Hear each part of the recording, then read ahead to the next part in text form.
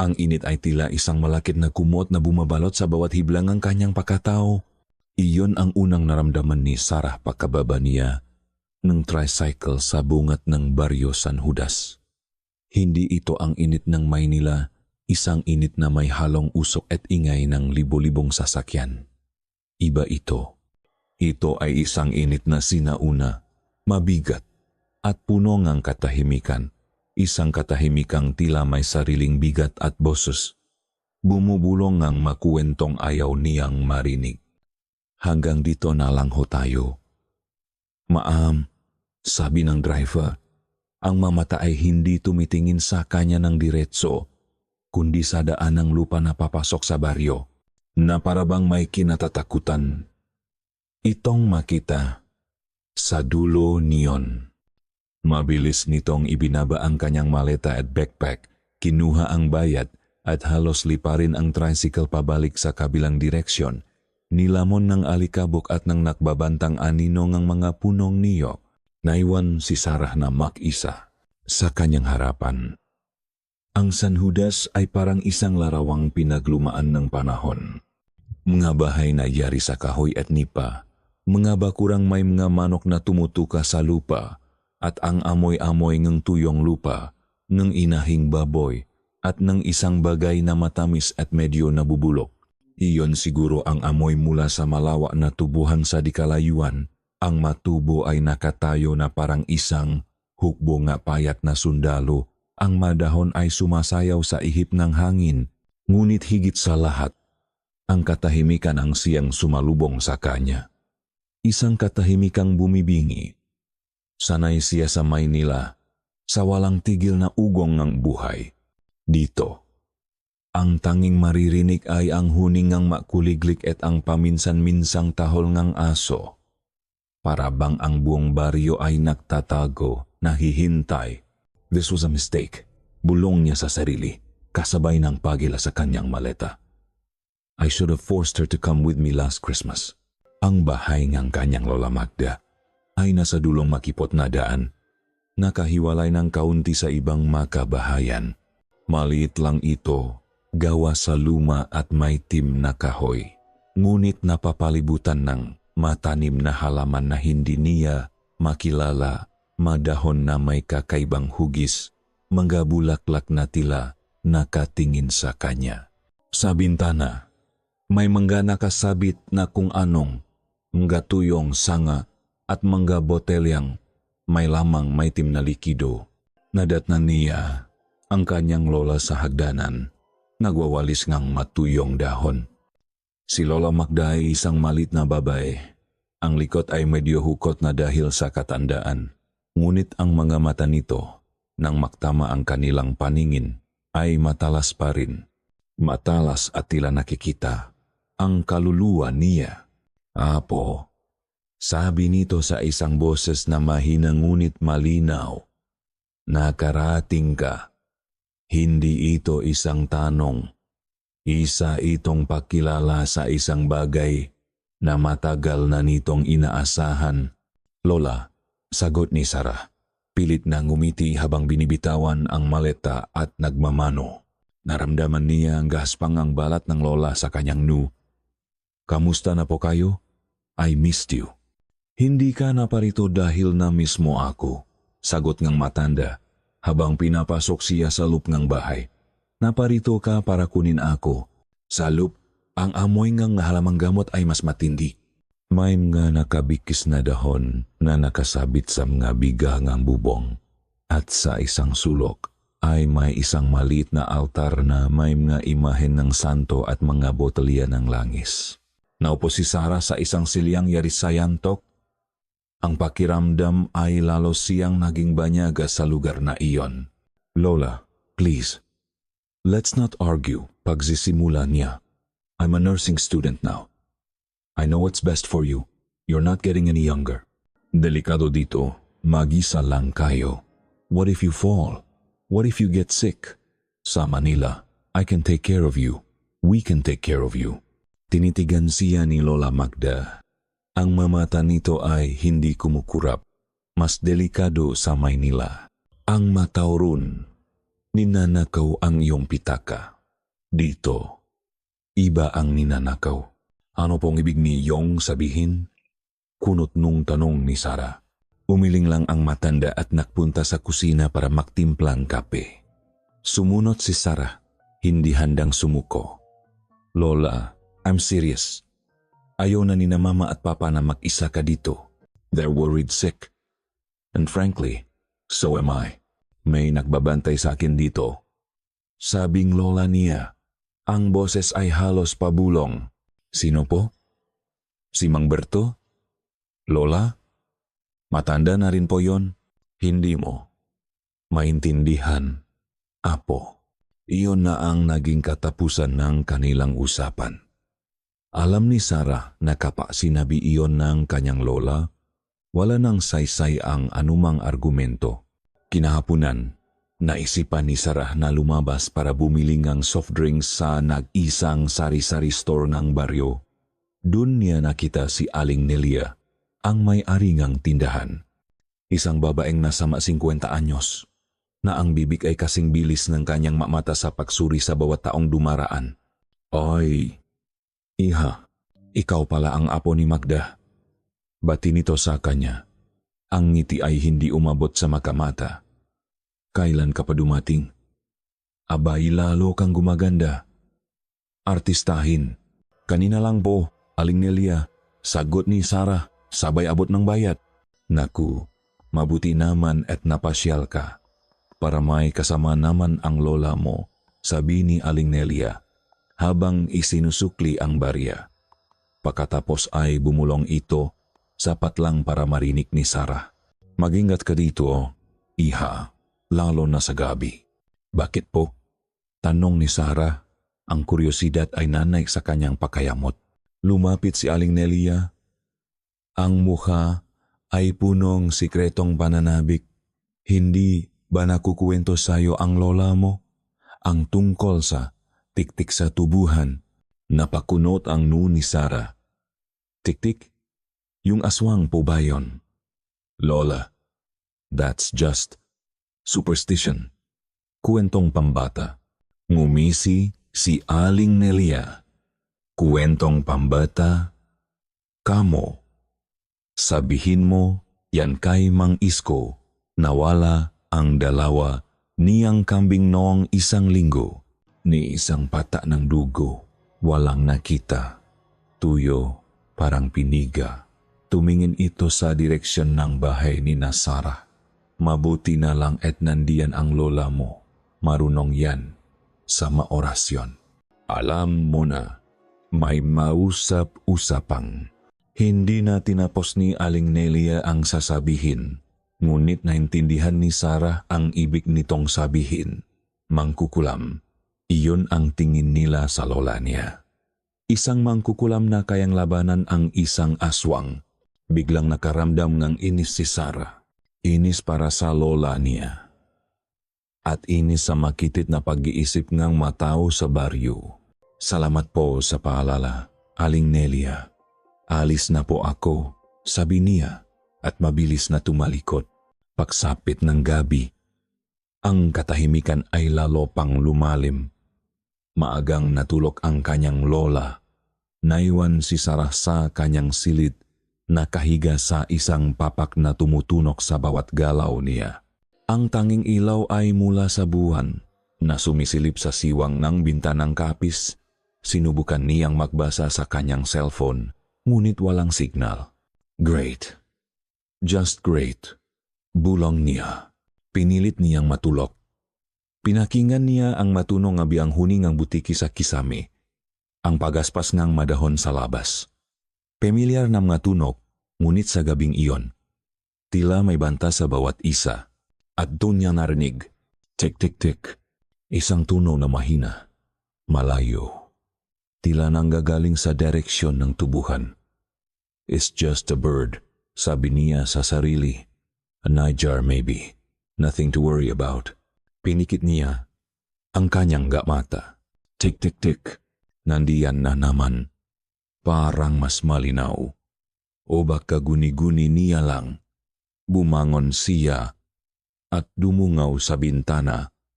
Ang tubuhan ay isang karagatan ngang kadiliman sa ilalim ngang maputlang sinang ng buwan. Walang gumagala. Tik-tik-tik. Tila humihina. Nawawala. Sabi nila, kapag humihina ang tunong tik-tik, ibig sabihin ay papalapit ito. Napailing si Sarah. Stop it. You're being ridiculous. Naimpluwensahan ka lang ni Aling Nalia. Humiga siyang muli.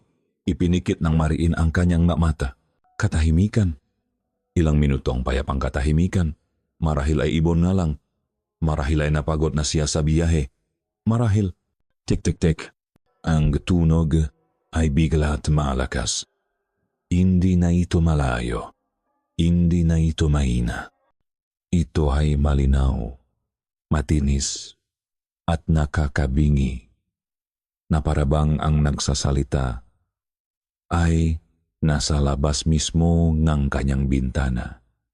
Ang bibig ay nakadikit sa kapis. Napatalon si Sarah sa kama. Ang puso niya ay tila gustong kumawala sa kanyang dibdib. Napatakip siya ng bibig para pigilan ang pagsiga. Naniga siya. Ang mga mata ay nakatitik sa bintana, naghihintay sa susunod na tunog. Ngunit wala nang sumunod. Ang pumalit ay isang katahimikang mas nakakatakot kaysa sa ingay. Isang katahimikang mabigat at nakbabanta. At sa gitna ng katahimikang iyon, narinig niya ang isa pang tunog mula sa labas ng kanyang silid, ang mabilis at nagmamadaling nga yapa ng kanyang Lola Magda. Tumatakbo sa pasilyo na parabang ang demonyo mismo ang humahabol dito. Ang umaga ay dumating hindi bilang isang ginhawa, kundi bilang isang saksi sa takot ng nagdaang gabi. Hindi nakatulog si Sarah. Bawat anino sa kanyang silid, bawat kaluskos ng bubong, ay nagpapadalang kuryenteng takot sa kanyang nga ugat. Ang huling alaala niya bago mamuo ang liwanag ay ang imaheng kanyang lola na nakatayo sa labas ng kanyang pinto na parang isang bantay. Ang mukha ay nakaukit sa pag-alala bago ito bumalik sa sarili nitong silit ng walang imik. Hindi nila pinag-usapan ng nangyari. Nang makaharap sila sa almusal, isang mangkok ng mainit na kanin at tuyo ang katahimikan sa pagitan nila ay mas mabigat pa kaysa sa katahimikan ng gabi. Sinubukan ni Sarah na magsalita, na itanong kung ano ang ngayapa na iyon, kung ano ang tunog sa labas ng kanyang bintana. Ngunit ang masalita ay tila bumabara sa kanyang lalamunan. Ang tingin sa mamata ni Lola Magda ay nagsasabing, huwag mo nang itanong. Ngunit ang baryo, hindi marunong manahimik. Isang sigaw ang bumasak sa katahimikan ng umaga. Nakmula ito sa katabing bahay, sa bakuran ni Mang Berto. Isang matandang magsasaka na ang tanging kasama sa buhay ay ang kanyang alagang hayop. Nakatinginan si Sarah at ang kanyang lola. Mabilis na tumayo si Lola Magda. Ang magalaw ay mas mabilis kaysa sa inaasahan mula sa isang taong may edad na. Sumunod si Sarah palabas. Ang kaba sa kanyang dibdib ay muling nanariwa. Ang eksena sa bakuran ni Mang Berto ay parang isang masamang panaginip. Isang maliit na grupo ng kapitbahay ang nakukumpulan. Ang kanilang nga mukha ay pinahalong takot at pakamangha. Sa gitna nila, nakalupasay si Mang Berto sa tabi ng kanyang kulungan. Umiyak na parang isang bata. At sa tabi niya, nakahandusay ang kanyang alagang kambing. Hindi ito isang ordinaryong pagkamatay. Nakita na ni Sarah ang patay na hayop nun. Ngunit iba ito. Ang kambing ay nakabaluktot sa isang hindi natural na posisyon. Ang mata nito ay dilat at punong huling hiblang sindak. Ang balat nito ay tila kumulubot at dumikit sa mga buto. At ang pinakakakilakilabot sa lahat, wala itong sugat. Maliban sa isang maliit, halos hindi mapansing butas salik na parabang tinusok lang ng isang karayom. Wala ni isang pata ng dugo, Sabi ng isang lalaki, ang boses ay nanginginig. Tuyo, tuyong tuyo, parang piniga. Ang maasalitang iyon ay tumama kay Sarah na parang isang sampal. Ito ang eksaktong sinabi ni Aling Nelia kahapon, tuyo, parang piniga. Ang tiktik, bulong ng isang babae, sabay yakap sa kanyang anak, bumalik na siya. Sa gitnang kaguluhan, dumating si Aling Nelia. Ang kanyang mukha ay isang perpektong maskara ngang pakikiramay na may halong, matagumpay na paninisi. Diyos ko, Berto, anong nangyari dito? Tanong niya. Sapat na malakas para marinig na. Lahat pagkatapos. Ang kanyang mga mata ay dumapo sa direksyon ni Sarah at Lola Magda na nakatayo sa gilid. Sinabi ko na nga ba, may gumagala sa gabi, may nag-aalaying dugo. Hindi niya direktang sinabi ang pangalan. Ngunit ang lahat ay napatingin sa kanila. Ang mabulungan ay nagsimula. Parang mga ahas na gumagapang sa damuhan. Naramdaman ni Sarah ang matitih-matitih ngang hinala na takot. Ang init ng umaga ay biglang naging malami. Huwa mo silang pansinin? Bulong ni Lola Magda. Hinawakan ang braso ni Sarah. Halika na, pumasok na tayo. Ngunit hindi naalis sa isip ni Sarah ang imahe ng tuyot na kambing.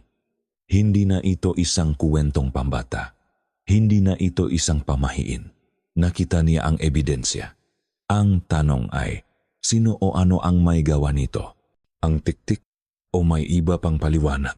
Pakbalik nila sa bahay. Hindi pumasok si Lola Magda. Sa halip, kumuha ito ng isang maliit na bayong. Mula roon, naglabas itong isang dakot ng magaspang na asin at isang maliit na mangkok ng abo. Nagsimula itong maglakad sa paligid ng kanilang bahay. Binubudburan ng pinahalong asin at abo ang lupa sa ilalim ng mabintana at sa may pintuan. Habang ginagawa ito, may maksalitang lumalabas sa kanyang bibig, maksalitang hindi maintindihan ni Sarah. Hindi ito Tagalog, hindi rin Ingles. Ito ay isang wika na sinauna at malalim, at ang tunog nito ay nagpatindig sa kanyang mabalahibo. Lola, what are you doing? Tanong ni Sarah. Ang kanyang boses ay nanginginig. Naglalagay ng harang. Simpleng sagot ng matanda, hindi tumitigil sa kanyang ginagawa. Proteksyon laban sa mahindi nakikita. Protection? Lola, a goat died. It's probably a weird animal, or maybe a disease. Huminto si Lola Magda at hinarap siya. Ang mga mata nito ay punong isang pagod na hindi kayang itago. Sarah, may mabagay sa mundong ito na hindi kayang ipaliwanag na iyong malibro sa kolehiyo. Narinig mo ito kagabi. Naramdaman mo ito. Huwag mong lokohin ang iyong sarili. Pagkatapos ng ritual, pumasok sila sa loob. Ang tensyon ay nanatili sa hangin. Para maipsan ang kanyang pag-iisip, sinubukan ni Sarah na maglinis, mag-ayos ng gagamit. Nang siya ay nasa sala, may isang bagay na pumukaw sa kanyang atensyon sa labas ng bintana. Sa dulo ng daan ng lupa, malayo sa mga nakukumpulang tao, may isang sasakyang nakaparada. Isang itim, makintap na pickup truck. Hindi ito ang sira-sirang sasakyan ng mga sasaka o ang tricycle na sinakyan niya. Ito ay bago, mahal, at halatang hindi nababagay sa lugar na iyon. Habang pinakmamasdan niya ito, bumukas ang pinto sa driver's side. Isang lalaki ang lumabas. Nakasuot ito ngang puting polo shirt at slacks. Ang buhok ay maayos na nakasandal. Kahit sa malayo, kitang-kita ni Sarah na iba ito sa mga taga-baryo. Mayroon itong aura ng kapangyarihan at panganib. Ang lalaki ay hindi tumingin sa direksyon ng kaguluhan sa bahay ni Mang Berto. Sa halip, ang mamata nito ay nakatuon sa isang direksyon lamang. Sa bahay nila, tinitigan nito ang bahay nila na parabang sinusuri nito ang bawat kahoy, bawat siwang, bawat anino. Tumagal ito ang ilang segundo na para kay Sarah ay isang kawalang hanggan. Naramdaman niya ang titik nito na parang isang pisikal na bagay, isang bagay na malamig at matalim na tumatagos sa bintana at dumadampi sa kanyang balat. Pagkatapos, na parabang naramdaman nitong may nakatingin sa kanya, lumingon ito ng bahagya. Hindi niya makita ng malinaw ang mukha nito, ngunit alam niya, sigurado siya, na naktama ang kanilang nga mata. Isang malamig na kaba ang gumapang sa kanyang likod. Ang lalaki ay pumasok muli sa pickup truck. Umikot ito ng marahan. At sa loop ng ilang sandali, nawala na ito sa kurbada ng daan. Nag-iwan lamang ng alikabok at isang bagong layar ng takot sa puso ni Sarah. Sino yon? Bulong niya sa sarili. Ang madaliri ay, ang gabi ay muling bumaksak sa San Judas, ngunit sa pagkakataong ito, hindi lang katahimikan ang dala nito. Mayroon itong dalang bigat, isang alaalang nakaukit sa isip ni Sarah, ang imahe ng tuyot na kambing, ang mamapanghusgang matangang makapitbahay, ang kakaibang ritual ng kanyang lola, at higit sa lahat, ang imaheng lalaking nakatayo sa tabi ng itim na pickup truck. Ang titik nito ay tila isang pangakong hindi pa natutupad. Hindi siya mapakali. Ang kanyang isip na sinanay sa lohika at siyensya ng nursing school ay pilit na naghahanap ng isang rasyonal na paliwanag. Aswang? Tik-tik? That's impossible, sabi ng isang bahagi ng kanyang utak. There has to be a logical explanation. Pagkatapos, ang isa pang bahagi ay bumubulong. But you heard it. You saw the goat. You felt his eyes on you. Ang lalaki sa itim na sasakyan. Iyon ang susi. Hindi siya isang multo o isang halimaw mula sa kuwentong bayan. Tao siya. At ang mataong may mamahaling sasakyan na bigla na lang sumusulpot sa isang liblib na baryo pagkatapos ng isang kakaibang krimen ay nangangahulugan lamang ng isang bagay. Gulo. They're criminals. Bulong ni Sarah sa kadiliman ng kanyang silid. Cattle rustlers. Nga mananakaw ng hayop. That's it. Ang teoryang iyon, kahit gaano kapanganib, ay mas katanggap-tanggap kaysa sa ideya ng isang halimaw na may mahabang dila at pakpak. Kung nga kriminal lang sila, may magagawa siya, may ebidensya, may pulis. Ang kuryosidad, na mas matimbang na ngayon kaysa sa kanyang takot, ang nagtulak sa kanya. Kailangan niyang malaman. Kailangan niyang makakita ng pruweba. Hinintay niyang tumahimik ang buong bahay. Nang marinig niya ang mahinang pahilik mula sa silid ng kanyang lola. Dahan-dahan siyang bumangon. Walang sapin sa paa para walang ingay. Naglakad siya palabas ng kanyang kwarto. Bawat kalansing ng sahig na kawayan ay parang isang sigaw sa katahimikan. Maingat niyang binuksan ang pinto sa likod. Ang hangin sa labas ay malamig at may dalang amoy ng basang lupa at ng matamis na tubuhan. Ang buwan ay nakatago sa likod ng makakapal na ulap at ang kadiliman ay halos kumpleto. Saan siya pupunta? Saan nagtatago ang maanino sa gabi? Ang isip niya ay bumalik sa itim na pickup truck. Saan ito maaring magtago sa isang lugar na kasing liit ng San Judas? Ang tanging lugar na malawak at nakatago ay ang tubuhan. Nagsimula siyang maglakad. Ang mga paa niya ay lumulubog sa malambot na lupa. Ang bawat hakbang ay isang pakikipagsapalaran sa hindi alam. Ang punong tubo ay tumatayo sa kanyang paligid. Ang taas ay higit pa sa isang tao. Ang dahon ay tilam nga daliring humahaplos sa kanyang balat habang siya'y dumaraan. Ang tanging liwanag ay ang nanggagaling sa screen ng kanyang cellphone na itinaas niya sa kanyang harapan. This is crazy. This is so crazy. Paulit-ulit niyang bulong para bigyan ng lakas ang sarili. Maya-maya, sa di kalayuan, may naaninak siyang isang malamlam na ilaw.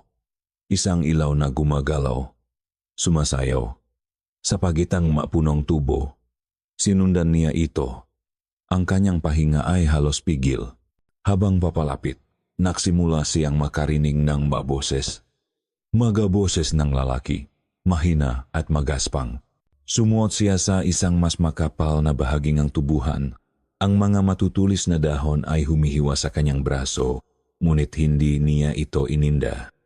Ang kanyang buong atensyon ay nakatuon sa liwanag at sa mga boses. Maingat na parang isang pusang gumagapang sa gabi, sinilip niya ang pinagmumulan nito. Doon, sa isang maliit na espasyo sa gitna ng taniman, nakatago ang itim na pick-up truck. Ang pinto sa likuran nito ay bukas. Dalawang lalaki ang naroon. Pareho silang malalaki ang katawan, nakaitim na damit, at ang kanilang nga mukha ay tilam nga batong inukit sa galit. Hindi sila taga San Judas. Kinakalatkat nila ang isang malaking sako. Isang sako na yari sa magaspang na tela, at sa bawat pagila nila, gumuguhit ito sa lupa. Mabigat ito. Kitang-kita sa pamumuong pawis sa kanilang mga noo at sa pag-ikting ng mga ugat sa kanilang mga braso. Dalian mo na, pare, sabihing isa. Ang boses ay pagod at iritado. Baka may makakita pa sa atin. Relax ka lang. Tulog na ang buong baryo. Sagot ngang kasama. Huminto sandali para magpunas ng pawis. Putek, ano ba ang laman nito? Mas mabigat pa sa kalabaw. Kalabaw, naisip ni Sarah. Sumagnanakaw nga sila ngayop. Isang bahagi niya ang nakaramdam ng tagumpay. Tama siya. May lohikal na paliwanag, ngunit ang tagumpay na iyon ay mabilis na napalitang takot. Kung kaya nilang magnakaw ang kalabaw, ano ang kaya nilang gawin sa isang babaeng nag-iisa sa gitnang tubuhan sa hating gabi? Itinaas ng unang lalaki ang sako para itulak papasok sa likod ng truck. Huwag ka ng maraming tanong, basta't gawin mo na lang. Importante tong delivery para kay Boss Rudy. Tuwang-tuwa. Yon kanina sa nakuha natin. Boss Rudy. Ang pangalang iyon. Tumugma ito sa lalaking nakita niya kaninang umaga. Ang lalaki sa tabing sasakyan. Ang lalaking tumitik sa bahay nila. Naintindihan na ni Sarah. Siya ang utang lahat. Isang sindikato. Kailangan niyang makaalis doon. Ngayon na, dahan-dahan, nagsimula siyang umatras, isang hakbang, dalawa. Ang mamata niya ay hindi umaalis sa dalawang lalaki, na ngayon ay abala sa pagsasara ng pintong truck. 3 hakbang. Malapit na siya sa mas makapal na bahagi ng tubuhan kung saan maari siyang magtago at tumakbo. 4 na hakbang. Ang kanyang paa ay lumapat sa isang bagay na matigas at tuyo. Crack. Ang tunog ng nabaling sanga ay parang isang putok ng baril sa nakabibinging katahimikan ng gabi. Agad na natigilan ang dalawang lalaki. Ang kanilang nga kilos ay nagelo. Ang lalaking may hawak na flashlight ay mabilis na lumingon at ang sinak ng liwanag nito ay nagsimulang maglakbay na parang isang ligaw na mata. Sinusuyot ang kadiliman. Sinukpo ni Sarah ang kanyang pahinga. Ang puso niya ay dumadagundong sa kanyang nga tainga. Nagtago siya sa likod ng isang malaking punong tubo. Umaasang ang kanyang madilim na damit at ang gabi ay magiging sapat na takip. Ang sina ng ilaw ay dumaan sa kanyang tinataguan. Isang hibla lang ang layo. Nagpatuloy ito. Nakaramdam siyang bahagyang ginhawa. Hindi siya nakita. Ngunit ang sinak ay huminto. At dahan-dahan, bumalik ito. Tumutok ito sa mismong lugar kung saan siya nagtatago. Nilalamon siya ng nakakasilaw na liwanag. Hindi niya makita ang mga mukhang lalaki, ngunit naramdaman niya ang kanilang mga mata. Ang katahimikan ay tumagal ng ilang segundo, ngunit para kay Sarah, ito ay isang walang hanggang parusa. Pagkatapos, Isang boses ang bumasak dito. Isang boses na malamig, walang emosyon, at punong banta. May tao diyan. Ang pagtulok para kay Magda ay hindi isang pahinga. Ito ay isang tungkulin. Isang paglalakbay sa isang mundong nasa pagitan ng panaginip at ng maespiritu, kung saan ang mga babala ay dumarating hindi sa salita, kundi sa pakiramdam. At sa gabing iyon, ang kanyang pagtulok ay ginambala ng isang matinding lamig. Isang lamig na hindi galing sa hangin. Ito ay isang lamig na gumapang mula sa lupa, pumasok sa mga sahih na kawayan at umakyat sa kanyang mabuto. Alam niya ang ibig sabihin nito. May isang bagay na mali. May isang mahal sa buhay na nasa panganib. At sa buong baryo, isa na lang ang natitira sa kanya. Si Sarah. Nababalikwas ng bangon si Magda, ang puso niya ay kumakabog hindi dahil sa edad, kundi dahil sa isang sinaunang takot. Tiningnan niya ang silit ng kanyang apo. Bukas ang pinto. Walang laman ang kama. Diyos ko, bulong niya. Ang boses ay nangginginig. Hindi siya nakaksaya ng panahon.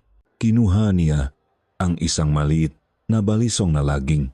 Nakasuksok sa ilalim ng kanyang unan isang balisong na may mga nakaukit na orasyon sa puluhan nito at mabilis na lumabas ng bahay.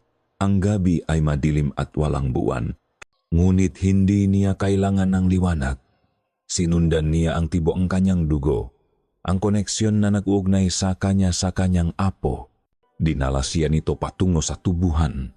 Habang tumatakbo siya, ang kanyang ngapa, nasanay sa bawat pulgada ng lupang iyon, ay halos hindi lumilikhang ingay. Ang mapanalangin ay sunot-sunot na lumalabas sa kanyang bibig. Masalitang kasing tanda ng mapuno sa paligid. Panalangin para sa proteksyon, panalangin para sa kaligtasan. At doon niya nakita ang sinangang flashlight na nakatutok sa isang figura sa gitna ng tubo. Ang figura ng kanyang apo naniga sa takot.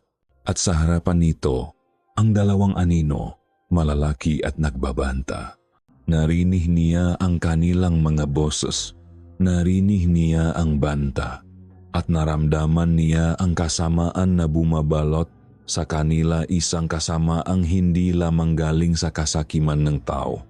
May iba pa, isang bagay na mas madilim. Bago pa man makagalaw ang mga lalaki, kumilos si Magda. Itinaas niya ang balisong. Sa ngalan ng liwanag na nagbibigay buhay, sa kapangyarihan ng lupang kinatatayuan, bulong niya. Pagkatapos ay sumigaw siya. Isang sigaw na hindi pangkaraniwan. Isang sigaw na tila nanggaling sa kailaliman ng lupa. Puno nga awtoridad at galit. Layuan ninyo siya. Ang sigaw ay gumulong sa tubuhan na parang isang kulok. Nagulat ang dalawang lalaki. Napalingon sila sa direksyon ni Magda. Ang kanilang mukha ay nakpakita ng pagkagulat at kaunting takot. Sino yan? Isang matanda. Sabi ngang isa. Ang pagkakataong iyon ang ginamit ni Sarah. Puno nga adrenaline. Tumakbo siya. Tumakbo siya palayo sa liwanag. Palayo sa mga anino. Patungo sa boses na tumawag sa kanya. Takbo, apo. Takbo. Sigaw ni Magda. Sinubukan siyang habuling ng malalaki. Ngunit may kung anong pumigil sa kanila. Ang hangin ay biglang lumamig sa kanilang paligid.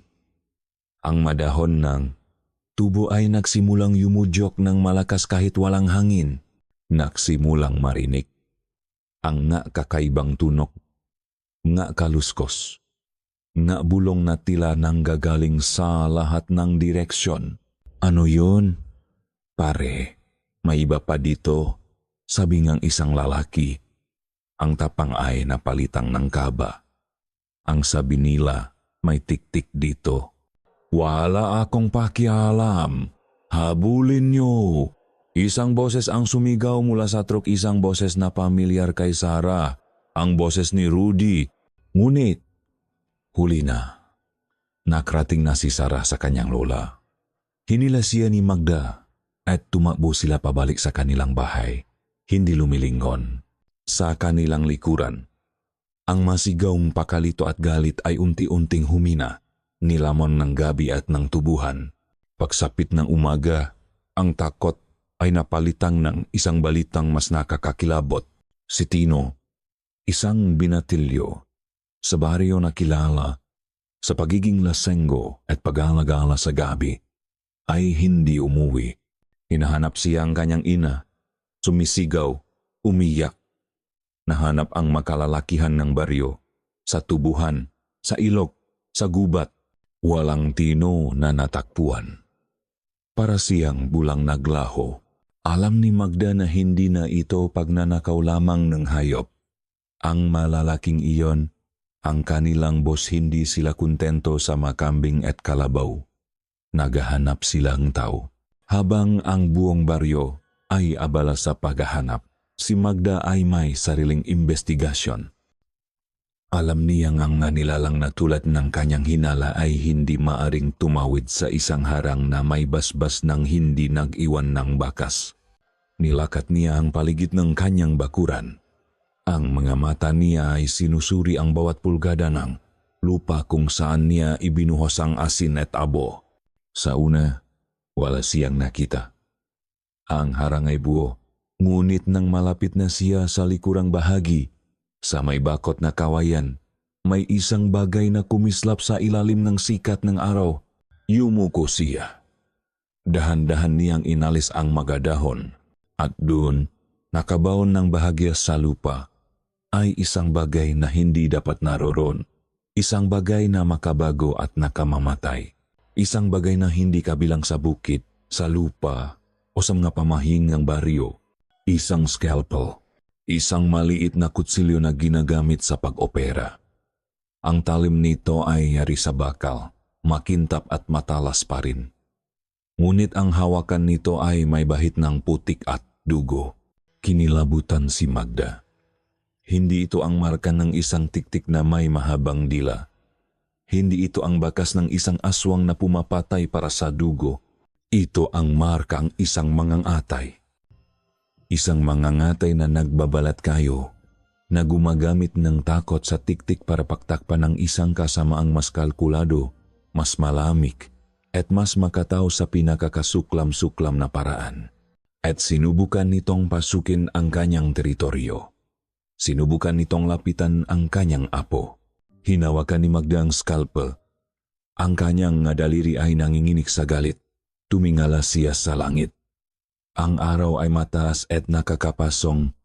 Ngunit para sa kanya, ang buong mundo ay biglang nagdilim. Hindi na ito laban sa mga nito.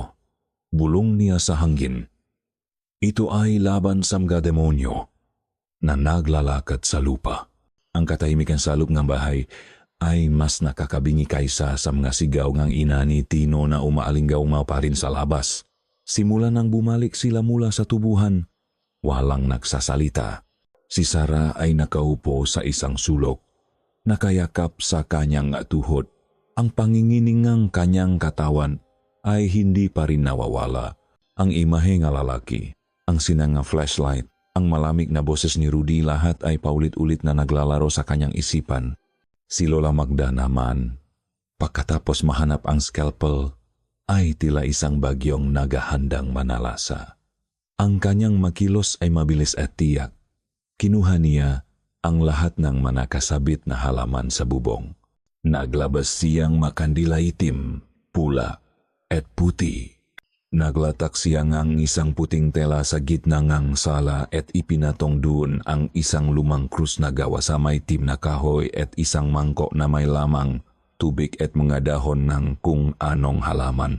Lola, anong ginagawa niyo? Sa wakas ay nagawang itanong ni Sarah. Ang boses niya ay basag. Dapat tumawag tayo ng pulis. I have to tell them what I saw. Si Tino, baka sila ang kumuha sa kanya. Humarap sa kanya si Lola Magda.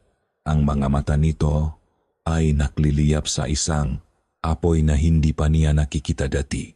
At ano ang sasabihin mo sa kanila, Apo? na sinundan mo ang magnanakaw ng hayop sa gitna ng tubuhan sa hating gabi na may narinig kang boses?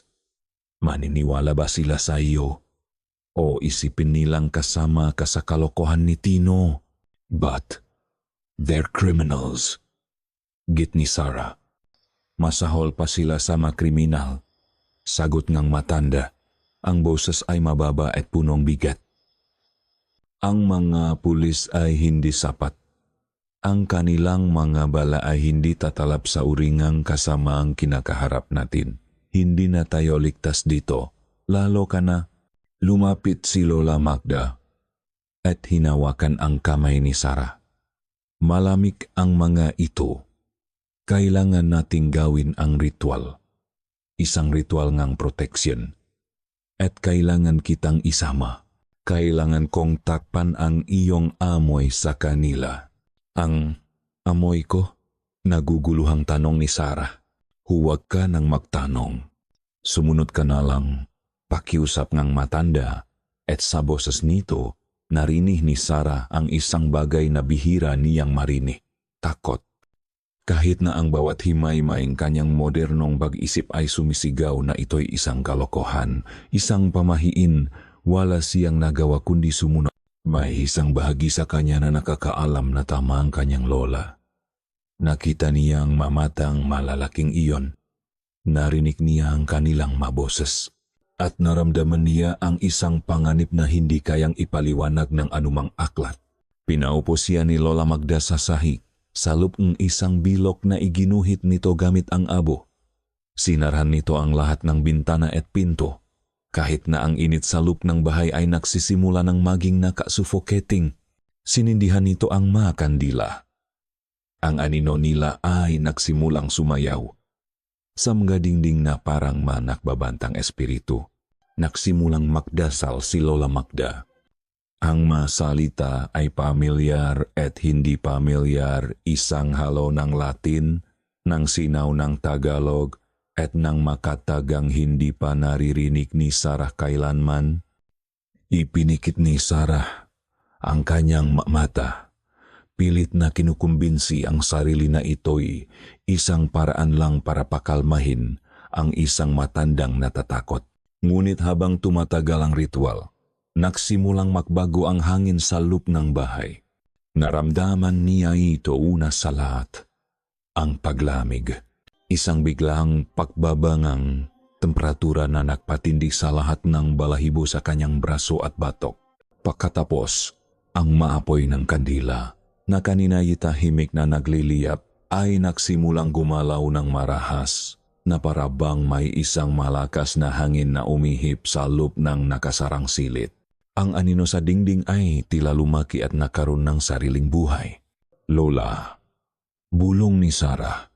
Ang pag-alinlangan sa kanyang boses ay napalitan ng purong takot. Huwag kang bibitaw sa dasal. Apo, utos ni Lola Magda. Ang boses nito'y mariin, ngunit nanginginig. Narito na sila. Naramdaman nila ang ating ginagawa. At doon nagsimula ang mga tunog. Una, isang mahinang kaluskos mula sa bubong. Parang isang malaking ibon na dumapo. Ngunit ang kaluskos ay naging kalampak. At ang kalampak ay naging malalakas na kalabok na parabang may isang mabigat na bagay na gumagapang. Nahahanap ng siwang ng butas na papasukan. Screech. Isang tunong ng matutulis na kuko na kumakaskas sa yerong ng bubong ang pumunit sa hangin at napasigaw si Sarah. Sinundan itong isa pang kalabok sa dingding na yari sa kahoy. Napakalakas na tila may bumangga ritong isang malaking hayop. Manatili ka sa loob ng bilog, sigaw ni Lola Magda. Ang mukha nito'y pinapawisan na sa ilalim ng liwanag ng kandila. Anuman ang mangyari, huwag kang lalabas. Biglang namatay ang lahat ng kandila ng sabay-sabay. Ang silid ay nilamon ng ganap na kadiliman. Ang tanging liwanag ay ang nagmumula sa siwang ng mabintana. Ang makalabog ay tumigil at ang katahimikan na pumalit ay mas nakakatakot. Nanginginig Napatingin si Sarah sa bintana at doon, sa loob lamang ng isang segundo, nakita niya ito, isang anino. Isang aninong itim na itim, mas madilim pa kaysa sa gabi. Ito ay may hugis ng isang malaking tao, ngunit ang mga braso nito ay masyadong mahaba. Ang mga balikat ay masyadong malapat, at ito'y gumagalaw sa isang paraang hindi natural. Mabilis at parang sirang pelikula. Ang anino ay dumaan sa bintana, at sa pagdaan nito, narinig ni Sarah ang isang mahinang tunok, isang tunok na parang pagigop, na sinundan ng isang mahinang tawa. Hindi na niya napigilan. Sumigaw siya. Isang sigaw na punong sindak at kawalan ng pag-asa. Sa kanyang pagsigaw, narinig niya ang isang malakas na ubo mula sa kanyang lola. Mabilis niyang binuksan ang flashlight ng kanyang cellphone at itinutok ito sa matanda. Si Lola Magda ay nakaluhot sa sahig. Hawa ang kanyang dibdib at umubo ng malakas. Nang itaas nito ang kanyang mukha, nakita ni Sarah ang isang bagay na nakpayalo sa dugo sa kanyang maugat. Mula sa bibig ni Lola Magda, may tumutulong dugo. Ang matanda ay dilat. Hindi sa sakit, kundi sa takot. Isang takot na hindi para sa sarili, kundi para sa kanya. Tinitigan siya nito, ang matay punong isang mensaheng hindi kayang sabihin ng bibig. Pagkatapos, sa isang boses na mahina at basak na parang isang lumang salamin, bumulong ito. Hinahanap ka nila. Nararamdaman nila ang dugo mo. Nararamdaman nila ang dugo mo. Ang masalitang iyon ay umalingaw-ngaw sa isip ni Sarah na parang isang bazag na kampana, mas malakas pa kaysa sa alaalan ng makalabok at ng anino sa bintana. Ang dugo niya. Bakit ang dugo niya? Ano ang mayroon sa kanya? Tinulungan niyang makatayo ang kanyang lola, na ngayon ay nanghihina na at humihinga ng malalim. Pinainom niya itong tubig at pinaupo. Ang dugo sa bibig nito ay tumigil na, ngunit ang pamumutla sa mukha nito ay nanatili. Lola, we have to go. Now, sabi ni Sarah, ang boses niya ay desperado. Kukunin ko ang mga gamit natin. Tatawag ako ng tricycle, kahit makano ang bayad. We need to leave this place. Umiling si Lola Magda. Ang mga matay na kapikit. Hindi tayo makakatakas. Susundan nila tayo, lalo na ngayon na alam na nilang narito ka. Bakit ako, Lola? Anong kailangan nila sa akin? Hindi sumagot ang matanda. Tinalikuran lang siya nito at nagsimulang ayusin ang mga nakalat na gamit sa ritual. Ang bawat galaw ay mabigat at punong pagod. Ang pananahimik na iyon ay mas masakit pa kaysa sa anumang sigaw. Alam ni Sarah na may itinatago ang kanyang lola. Isang sikretong mas malalim pa sa mga aswang at ritual. Isang galit na hindi niya maintindihan ang nagsimulang umusbong sa loob ni Sarah. Galit sa mga estranghero, galit sa baryo, at isang maliit, nakakagwilti na galit sa kanyang lola dahil sa paglilihim nito. Kung nasa panganib siya, karapatan niyang malaman kung bakit. Kung hindi sasabihin ng lola niya, siya mismo ang hahanap ng sagot. Kinabukasan, habang nagpapahinga ang kanyang lola, gumawa ang plano si Sarah. Hindi na siya babalik sa tubuhan. Masyadong delikado. Ngunit may isang lugar na alam niyang konektado sa mga lalaking iyon. Isang lugar na hindi gaanong nababantayan sa umaga. Ang lumang kamalik o bodega sa gilid ng plantasyon. Ito isang abandonadong struktura na ginagamit dati para sa mga traktor at kagamitan sa bukid. Perpekto itong tagwan. Dala ang kanyang cellphone at isang maliit na patalim na kinuha niya mula sa kusina. Dahan-dahan siyang lumabas ng bahay. Ang baryo ay abala pa rin sa paghahanap kay Tino, kaya't walang gaanong nakapansin sa kanya. Ang bodega ay nasa isang isoladong lugar, napapaligiran ng matataas na talahib.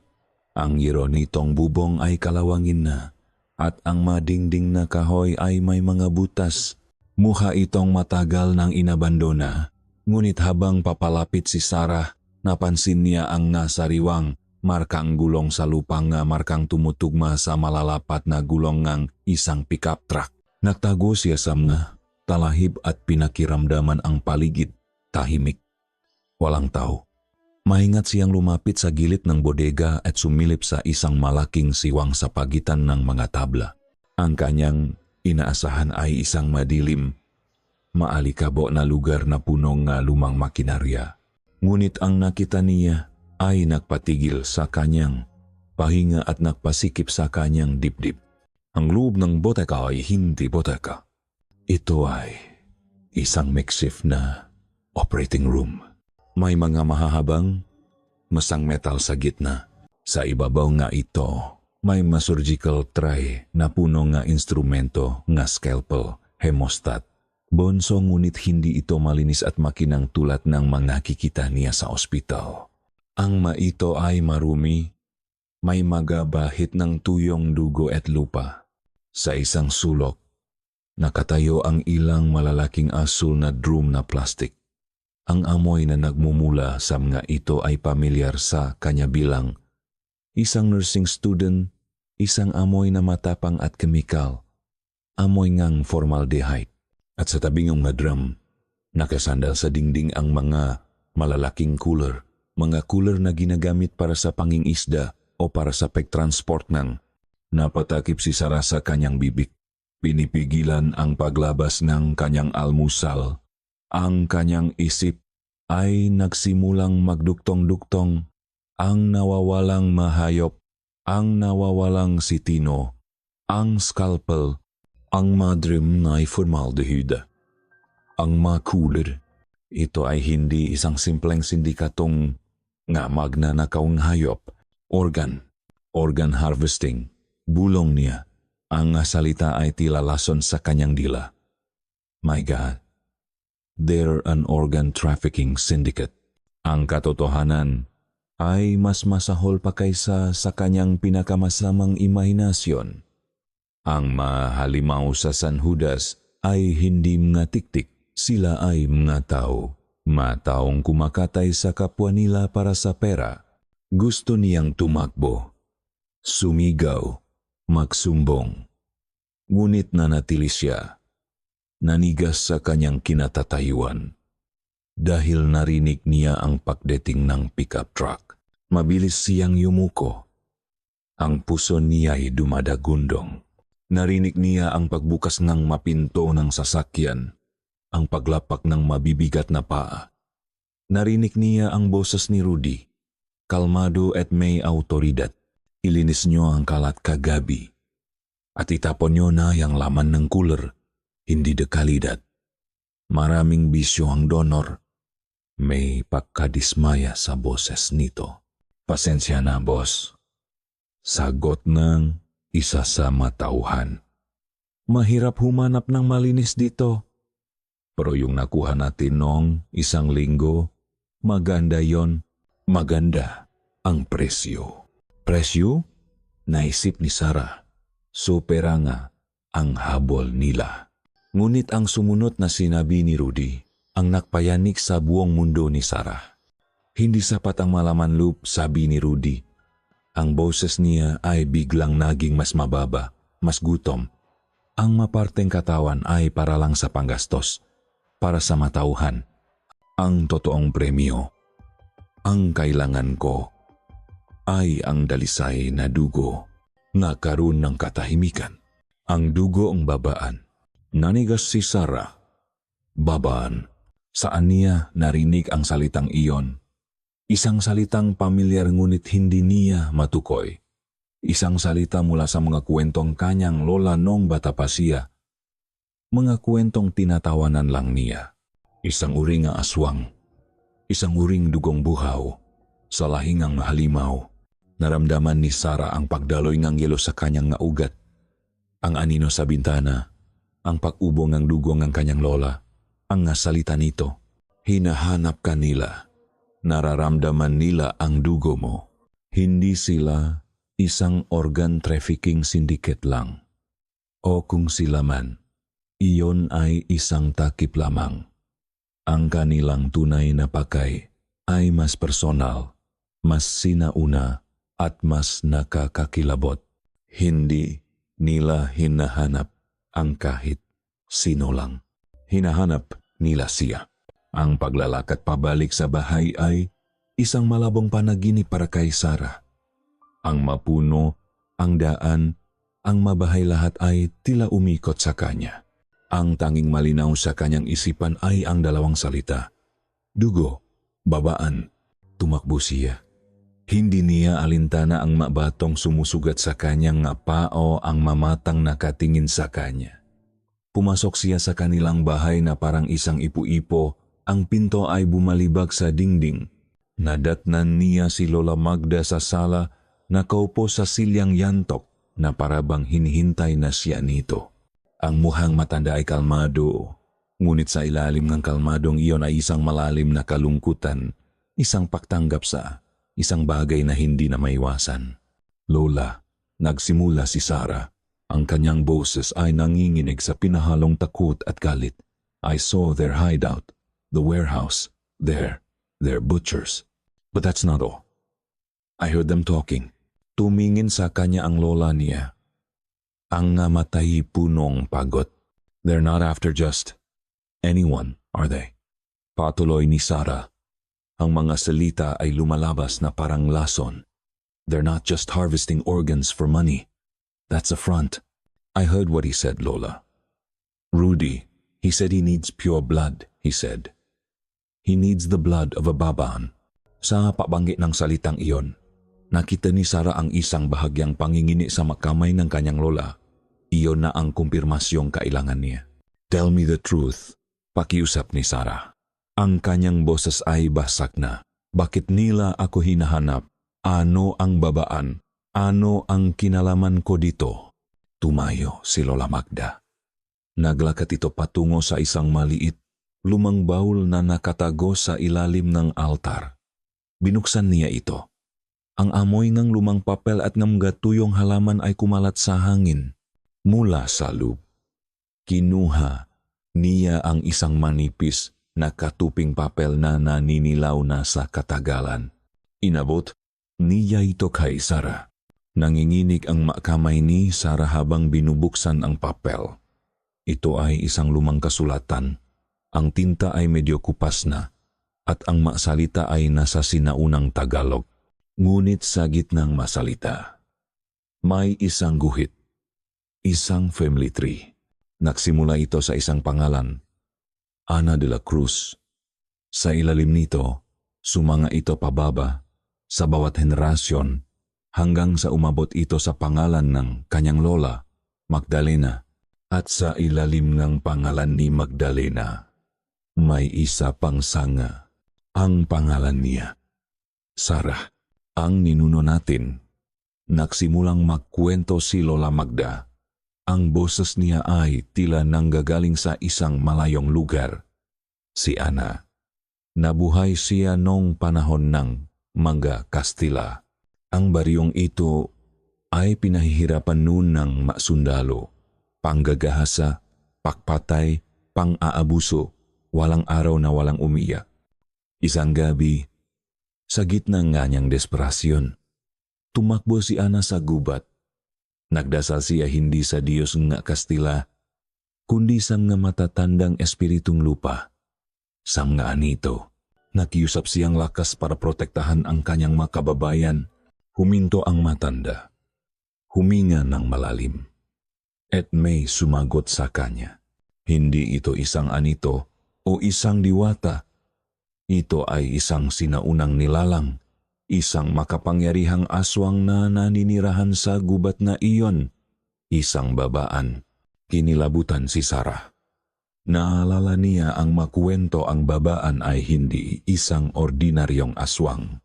Sila raw ang dugong maharlikang kanilang lahi, mas malakas, mas matalino at kayang mag-anyong tao ng perpekto. Nakipagkasundo si Ana sa babaan. Patuloy ni Lola Magda. Kapalit ng kapangyarihan para ipagtanggol ang San Judas, ang dugo ng babaan ay magiging bahagi ng kanyang dugo. At sa bawat henerasyon, ang dugong iyon ay mananatili. Isang marka, isang pamana, isang sumpa. Sumpa. Ang salitang iyon ay tumama kay Sarah na parang kidlat, ang sumpa ng dugo. Bulong ni Lola Magda, bawat henerasyon, may isang babae sa ating linya na nagdadala ng natutulok na kapangyarihan. Nung bata ako iyon.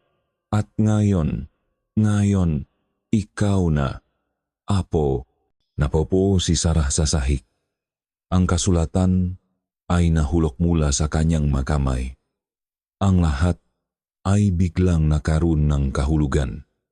Ang kanyang pakiramdam na iba siya. Ang kakaibang lakas na nararamdaman niya minsan. Ang pagiging mailap ng maaso sa kanya. Ang masinasabi ng kanyang lola. Kaya pala nararamdaman nila ako. Sabi niya, halos hindi makahinga. They're hunters and I'm the prey. Hindi lang iyon. Sabi ni Lola Magda, lumuluha na ngayon. Ang buong buhay ko, ginawa ko ang lahat para itago ka. Ang maritual, ang maorasyon, ang mahalamang gamot na ipinapainom ko sa iyo, lahat iyon ay para patahimikin ang dugo salop mo para hindi kanila maamoy. Ngunit ang pagdating ng isang makapangyarihang mangangaso tulad ni Rudy, ginising nito ang kapangyarihan sa iyo. At ngayon, naamoy ka na niya. Bakit hindi niyo sinabi sa akin? Tanong ni Sarah. Ang sakit ng pagkakanulo ay mas matindi pa kaysa sa takot. Para protektahan ka. Sagot ng matanda. Ang boses ay punong pait at pagsisisi. Gusto kong makaroon kang normal na buhay. Isang buhay na malayo sa sumpang ito. Isang buhay na hindi ko naranasan. Patawarin mo ako, Apo. Patawarin mo ako. Tinitigan ni Sarah ang kanyang lola. Ang kanyang lola na buong buhay niyang inakalang isang simpleng albularyo, isang matandang makulit. Ngayon, nakikita niya ito sa ibang liwanag. Isang bantay. Isang tagapagtanggol na nag-alay nga sariling buhay para sa kanya. Ngunit ang pag-unawang iyon ay may kasamang isang mas nakakatakot na katotohanan. Hinawakan niya ang kanyang makamay, tinitigan ang maito na parabang ngayon lang niya nakita. Sa ilalim ng kanyang balat, sa loob ng kanyang nga ugat, dumadaloy ang dugo ng isang halimaw. Napatayo si Lola Magda. Ang mukha'y puno ng isang bagong urgensya. Kailangan nating maintindihan. Sarah, ang matulad ni Rudy, hindi ka nila papatayin. Iyon sana ang mas madali. Tumingin ito sa mga mata ni Sarah. Ang takot ng matanda ay tila isang lason na dumaloy papasok sa kanya. Hindi ka nila papatayin, Apo. Mas malala pa ron. Gusto ka nilang gawing reyna ng kanilang lahi. Ang mundo para kay Rudy ay isang simfoni ng amoy, tunog at pulso. Para sa mga ordinaryong tao, ang hangin sa San Judas ay amoy lupa at halaman. Para sa kanya, ito ay isang masalimuot na tapiserya. Naamoy niya ang pawis ng pagod mula sa mga magsasaka. Ang iron-rich na amoy ng dugo ng hayop mula sa katayan sa kabilang baryo. At ang matamis, halos bulaklak na aroma na takot na nagmumula sa bawat bahay kapag ang araw ay lumubog na. Ang takot. Iyon ang paborito niyang babango. Nakatayo siya sa beranda ng isang bahay na ginawa niyang pansamantalang base.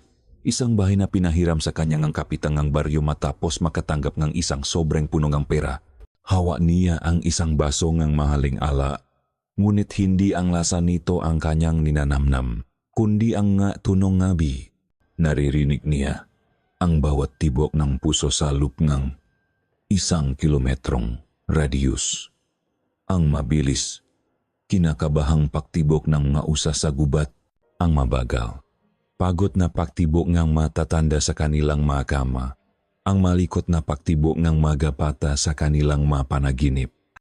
Para siyang isang konduktor na nakikinig sa isang malaking orkestra ng buhay. At siya ang magpapasyak kung aling instrumento ang hihinto sa pagtuktok. Siya ay isang danak. Isang pangalan na halos kinalimutan na kahit sa hanay ng matinatawag na aswang. Sila, ang nga tiktik, ang nawawa sila ay nga bastardo, mamahihinang uri na kontento, nasa tira-tirang dugong hayop ang mabuntis, sila ay nga alipin ng kanilang gutom, siya, hindi. Ang danak ay ang orihinal, ang maninuno, ang maaristokratang kadiliman. Ang gutom nila ay hindi isang kahinaan, kundi isang pinong sining. At ang kanyang pinakamalaking obra maestra ay malapit ng magsimula na pangisisiya. Ang operasyon niya ay isang hanyong pakukunwari. Ang mortal ay napakadaling malinlang. Bigyan mo sila ng isang kuwento ng kasakiman organ trafficking at iyon ang kanilang paniniwalaan. Hindi nila kayang unawain ang isang motibong mas sinauna, mas dalisay. Hindi niya kailangan ng pera. Ang kailangan niya ay nga katawan, nga sisidlan. Ang maparteng katawan na kinakatayng kanyang nga tauhan ay hindi para ibenta. Ito ay para sa isang ritual. Isang ritual na magbibigay daan sa kanya na lumika ng isang bagong lahi ng nga aswang mga alagad na tapat sa kanya, mas malakas at hindi saklaw ng mga lumang kahinaan tulad ng bawang o buntot pagi. Isang hukbo, ngunit may isang sangkap na kulang.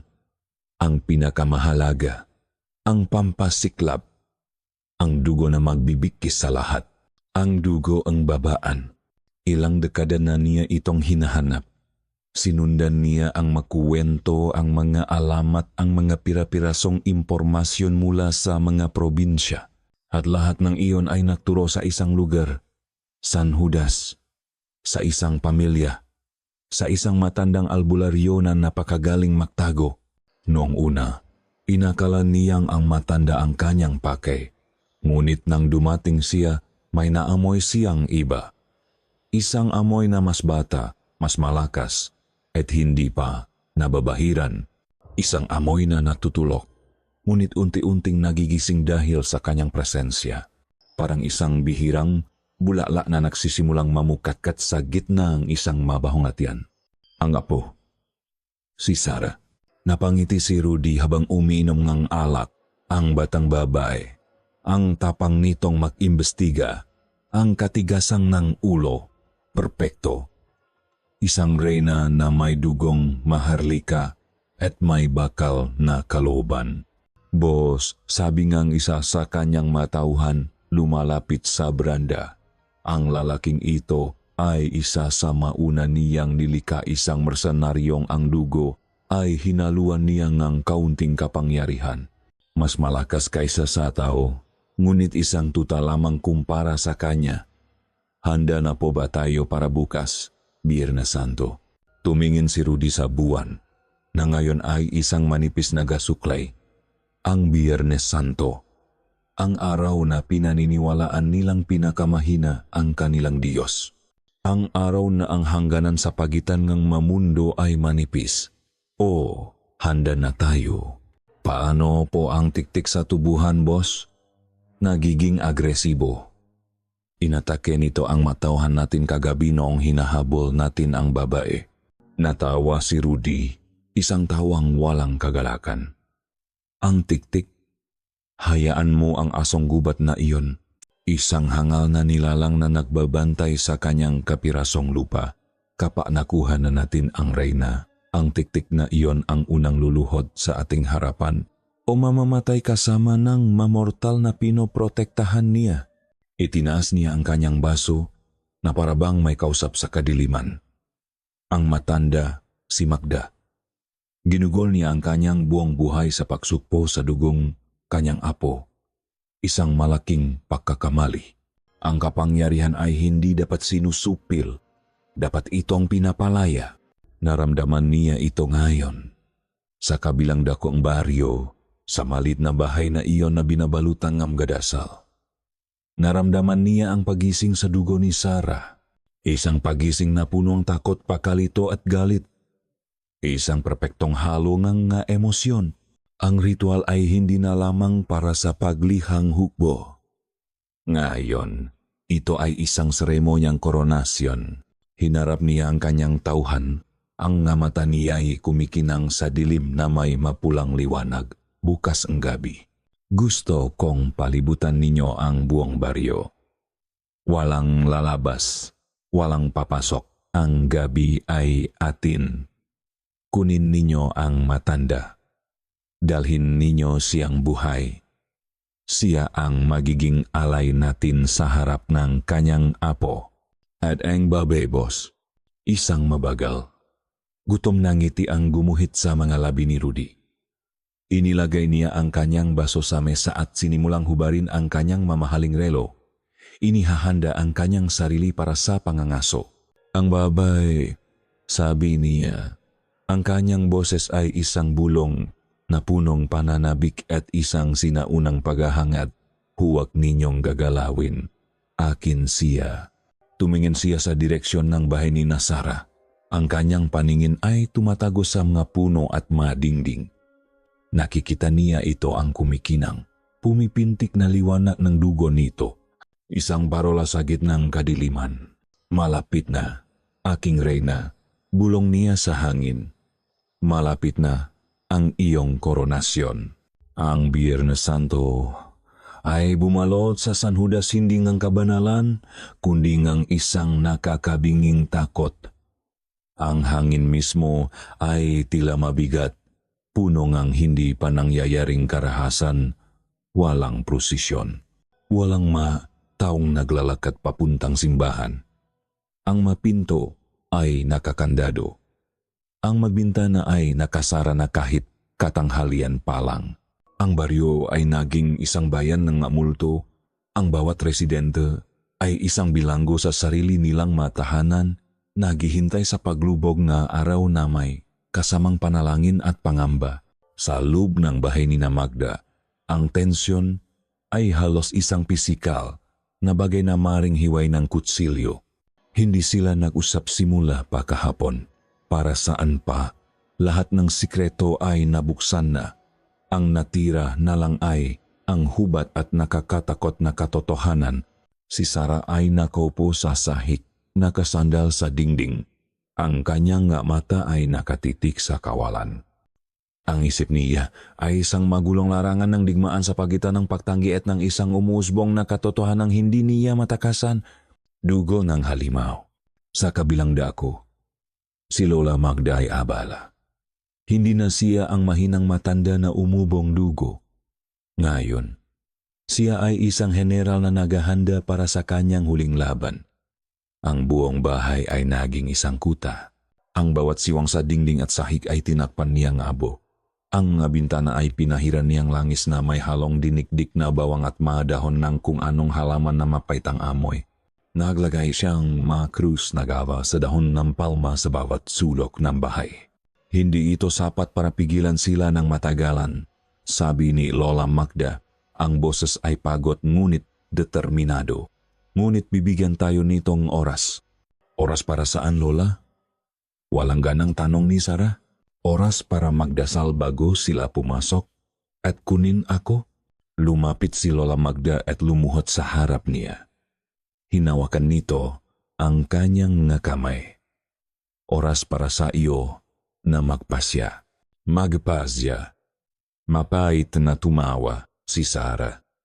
Ano ang pagpapasya ko dito? Hindi ko ito pinili. Hindi mo pinili ang sumpang ito, Apo. Tama ka. Sabing matanda ang mamatay seryoso.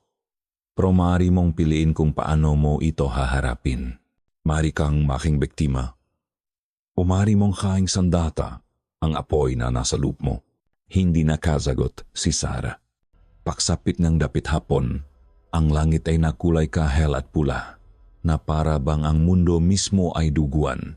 Doon nagsimula ang ritual ni Lola Magda, ang huling depensa. Nagsindi ito ngang isang kandila sa gitnang sala. Kumuha ito ngang isang maliit na patalim, hindi ang balisong, kundi isang kutsilyong pangritual na may ukit ng masimbolo. Kailangan kong dugo mo, Apo, sabi nito ng mahina, isang patak lang, para ihalo sa banal na tubig, para ang harang ay makaroon ng lagda mo. Hindi kanila basta-basta malalapitan kung bahagi kang depensa. Naalangan men, inilahat ni Sarah ang kanyang daliri. Ang ideya ng paggamit sa kanyang sumumpa na dugo para sa isang banal na ritual ay isang kabalintunaan. Dahan-dahang hiniwa ni Lola Magda ang dulo ng kanyang daliri. Isang pata ng matingkat na pulang dugo ang lumabas at pumatak sa mangkok ng tubig. Ngunit bago pa man masimulan ni Lola Magda ang kanyang orasyon, isang malakas na kalabo ang yumanik sa buong bahay. Blag! Ang pinto sa likod ay biglang bumukas. Wasak ang trangka. Isang malaking anino ang pumasok. Isa ito sa mga tauhan ni Rudy. Ang mukhay na kangisi na parang isang demonyo. Tapos na ang paglalaro, mamangkukulam. Sabi nito, ang boses ay magaspang. Mabilis na kumilos si Lola Magda. Itinulak niya si Sarah sa likuran niya at hinarap ang lalaki. Hindi ka makakapasok dito. Alagad ng kadiliman. Ngunit ang lalaki ay tumawa lang. Naglakad ito papasok at habang tinatapakan niya ang sahig, ang malinyang abo ay umusok at nawala na parabang binuburang isang masamang hangin. Ang mga lumang mahika ay hindi na gumagana sa amin, sabing lalaki. Sinugot nito si Lola Magda. Sinubukan ng matanda na labanan. Iwinasiwas nito ang patalim. Ngunit ang lalaki ay mas mabilis, mas malakas. Isang malakas na sampal lang ang pinakawalan nito at si Lola Magda ay tumilapon sa kabilang dakong silit, bumaksak sa tabi ng altar at hindi na gumalaw. Lola, ang sigaw ni Sarah ay punong takot at galit. Lahat ay nangyari ng napakabilis. Ang kanyang mundo ay gumuho sa isang iglap. Ang lalaki ay nagsimulang maglakat palapit sa kanya. Ang makamay ay nakaunat. Handa ng dumaklot. Ikaw na ang susunod. Gusto ka nang makita ni boss? Nakita ni Sarah ang kanyang lola na nakahandusay. Nakita niya ang ngisi sa mukhang halimaw na papalapit sa kanya. Nakita niya ang patang kanyang dugo sa mangkong tubig. At isang bagay sa loob niya ang pumutok. Hindi ito isang desisyon. Ito ay isang reaksyon. Isang purong, walang halong, primordial na galit. Ang takot na bumalot sa kanya sa loob ng maraming araw ay biglang nag-apoy at naging isang nangangalit na apoy. Ang init ay kumalat mula sa kanyang dibdib palabas sa kanyang braso at binti. Naramdaman niya ang isang kuryenteng hindi niya panaramdaman dati. Hiwag, sumigaw siya. Ngunit ang sigaw ay hindi isang ordinaryong sigaw. Ito ay isang alon ng puwersa. Isang hindi nakikitang puwersa na nakmula sa kanyang lalamunan at tumama sa lalaki. Ang lalaki, na may bigat ng 2 tao, ay tumalsik paatras na parabang tinamaan ng isang humarurot na sasakyan. Bumagsak ito sa dingding at ang tunog na baling nga buto ay umaling-aungaw sa silid. Gumuhit ito pababa sa dingding, nag-iwan ng bakas ng dugo at bumagsak sa sahig, walang malay. Nanlaki ang mga mata ni Sarah. Tinitigan niya ang kanyang kamay. Ako ba ang gumawa nun? Dali-dali siyang lumapit sa kanyang lola. Lola, gumising kayo, Lola. Idinilat ni Lola Magda ang kanyang mata. Ang paghinga ay mababaw. May dugo sa gilid ng kanyang labi. Hinawakan nito ang kamay ni Sarah. Ang pagkakahawak ay mahina ngunit puno ng urgensya. Tumingin ito sa mga mata ng kanyang apo. At sa mga matang iyon, nakita ni Sarah hindi ang pagkatalo, kundi ang isang huling tagubilin. Huwag kang magpadala sa dilim. Apo, bulong ang matanda. Ang boses ay halos hangin na lang. Gamitin mo ito. At pagkatapos, ang mga mata nito ay pumikit. At ang kamay na nakahawak sa kanya ay lumuwag. Ang katahimikan na bumasa sa silid matapos ang huling hininga ni Lola Magda ay mas malakas kaysa sa anumang siga. Para kay Sarah, ang oras ay tila huminto. Ang tanging gumagalaw ay ang alikabo na sumasayaw sa guhit ng liwanag mula sa nasirang pinto at ang luha na dahan-dahang dumadaloy sa kanyang pisngi. Nakaluhod siya doon. Yakap ang walang buhay na katawan ng kanyang lola. Ang babaang naalaga sa kanya. Ang babaang nagtago sa kanya. Ang babaang nagbigay ng kanyang buhay para sa kanya. Patay na dahil sa kanya. Hindi. Pulang niya. Hindi. Ang pagdadalamhati ay isang alon na lumunot sa kanya. Malamig at mabigat. Ngunit sa ilalim ng alon na iyon, may isa pang damdaming nagsimulang umusbong. Isang damdaming pamilyar na. Ngunit ngayon ay mas malakas, mas dalisay. Galit. Isang nag-apoy na galit na nagpatuyo sa kanyang maluha at nagpainit sa kanyang nanlalamig na katawan. Tumingin siya sa lalaking nakahandusay sa kabilang sulok. Ang katawan nito ay baluktot sa isang hindi natural na posisyon. Ang lalaking pumatay sa kanyang lola. At ang lalaking iyon ay isa lamang sa kanila. Gamitin mo ito. Ang huling salita ni Lola Magda ay umaling-aungaw sa kanyang isipan. Hindi ito isang pakiusap. Ito ay isang utos, isang basbas. Binitawan niya ang kanyang lola at dahan-dahang tumayo. Naglakad siya papunta sa isang basag na salamin sa dingding. Tinitigan niya ang kanyang refleksyon. Nakita niya ang isang dalagang punong luha at takot. Ngunit habang tinititigan niya ng mas matagal, may iba siyang nakita. Sa ilalim ng takot, mayroong isang bagay na matigas. Sa likod ng kanyang mata, may isang kislap. Isang kislap na pula. Naalala niya ang kanyang buong buhay. Ang pakiramdam na laging may mali. Ang pag-iwas. Ang mapangarap na hindi niya maintindihan. Ang pag-alinlangan. Ang pagtanggi. Tapos na ang lahat ng iyon. Ang pagtanggi ay hindi nagligtas sa kanyang lola. Ang pag-alinlangan ay hindi nagbigay sa kanyang lakas. Ang pagiging normal ay isang kasinungalingan na nakakahalagang buhay. Hindi na siya ang Sarah na estudyante ng nursing mula sa Maynila. Ang babaeng iyon ay namatay kasama ng kanyang lola. Ang natitira ay kung ano man ang nasa ilalim nito, ang pamana, ang sumpa, ang dugo. Pumikit siya at huminga ng malalim. Hindi niya sinubukang pigilan ang galit. Sa halip niyakap niya ito. Hinayaan niyang dumaloy ito sa kanyang maugat na parang isang ilok na bumabaha. Hinayaan niyang sunugin nito ang lahat ng takot, lahat ng pag-alinlangan. Naramdaman niya ang kapangyarihan. Salop niya ang parehong kapangyarihan na nagpatalsik sa lalaki kanina ngunit ngayon. Hindi na ito isang aksidente. Ito ay isang bagay na maari niyang hawakan. Isang bagay na maari niyang kontrolin. Idinilat niya ang kanyang maamata. Wala na ang kislap na pula. Ngunit alam niyang naroon pa rin ito. Nag-abang sa ilalim. Naglakad siya pabalik sa gitnang sala. Sa lugar ng naudlot na ritual.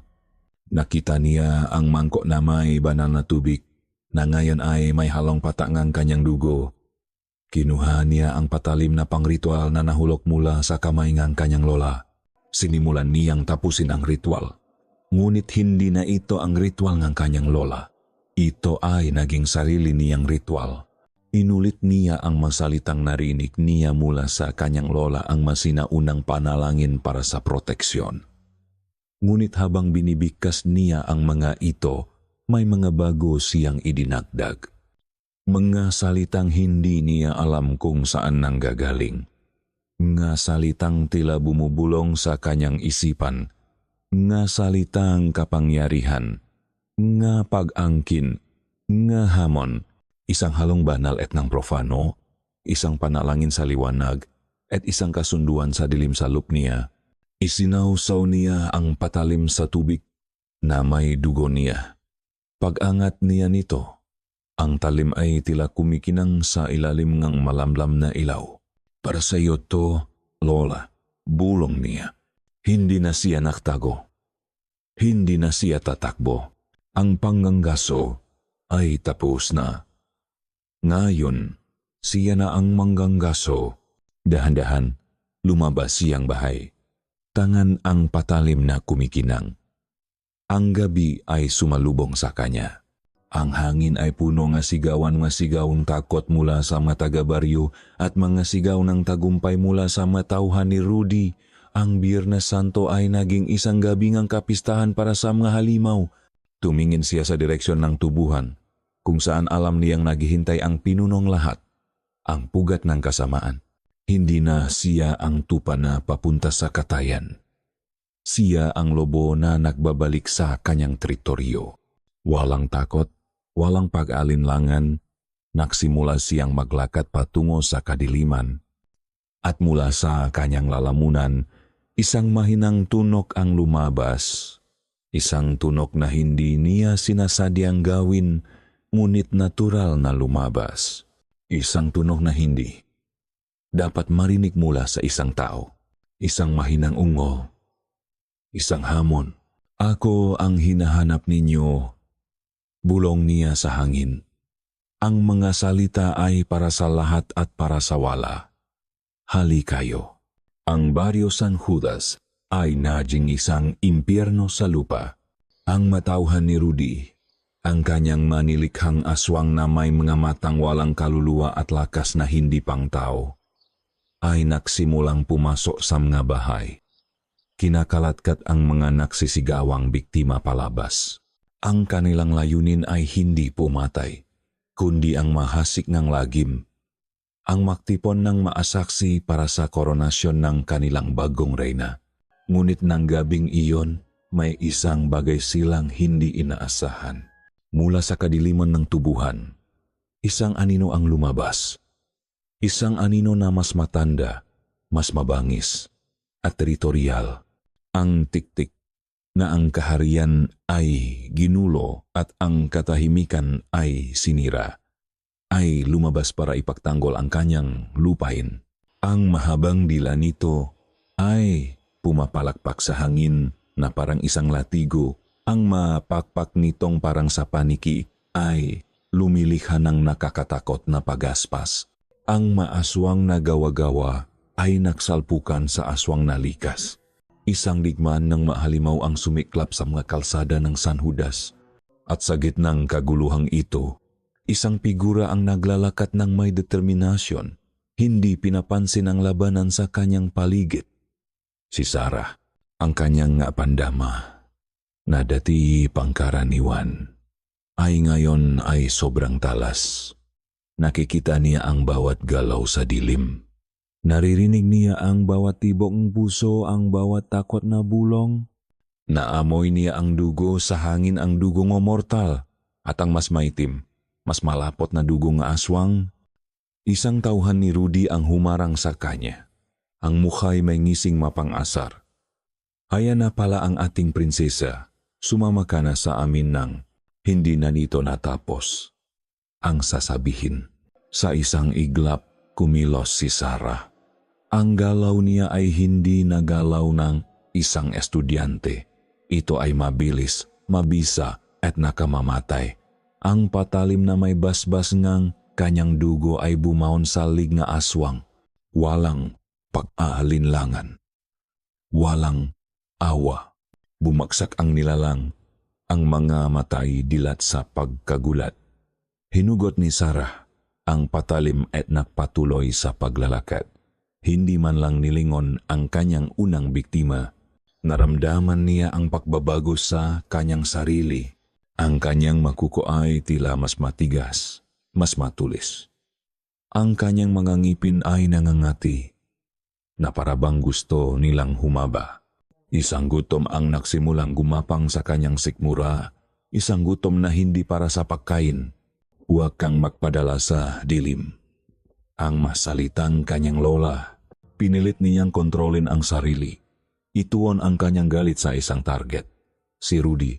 Habang papalapit siya sa lumang bodega, mas maraming tauhan ang sumasalubong sa kanya. Ngunit ngayon, hindi na siya nag-iisa. Ang tiktik sa sarili nitong kadahilanan ay tila nakikita siya hindi bilang kaawi, kundi bilang isang kakampi laban sa mga bagong mananakop. Ilang beses na may susugot sa ng aswang kay Sarah mula sa likuran. Ngunit isang itim na anino ang bababa mula sa langit at dadagitin ito. Isang kakaibang alyansa sa pagitan ng dalawang uri ng kadiliman.